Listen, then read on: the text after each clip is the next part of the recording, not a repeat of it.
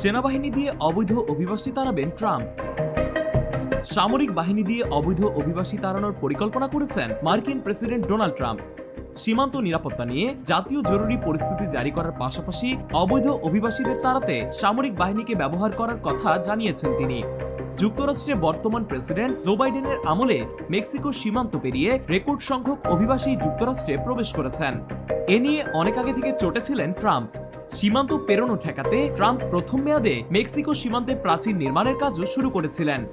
এবারের নির্বাচনে তার অন্যতম প্রধান প্রতিশ্রুতি ছিল যুক্তরাষ্ট্রকে অবৈধ অভিবাসী মুক্ত করা।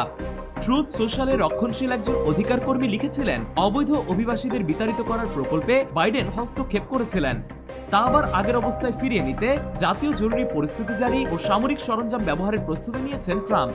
পরে ওই পোস্ট শেয়ার করে ট্রাম্প লিখেছেন, সত্যি সরকারি তথ্যানুযায়ী বর্তমানে যুক্তরাষ্ট্রে প্রায় 1,10,00,000 অবৈধ অভিবাসী বসবাস করছে। ট্রাম্পের পরিকল্পনা বাস্তবায়িত হলে তা অন্তত 2 কোটি পরিবারের উপর সরাসরি প্রভাব ফেলতে পারে বলে আশঙ্কা করা হচ্ছে। ট্রাম্প আগামী 20 জানুয়ারি হোয়াইট হাউসের শপথ গ্রহণের আগেই নতুন প্রশাসন সাজানোর কাজে মনোযোগ দিয়েছেন। অভিবাসন বিষয়ে কট্টরপন্থী টম হোম্যানকে সীমান্ত নিয়ন্ত্রণের দায়িত্ব দিয়েছেন। রয়টার্সের প্রতিবেদন বলছে, পরিবহন মন্ত্রী হিসেবে শন ডাফি যুক্তরাষ্ট্রের উড়োজাহাজ, গাড়ি, রেল, ট্রানজিট ও অন্যান্য পরিবহন সংক্রান্ত বিষয় দেখভালের দায়িত্ব পালন করবেন।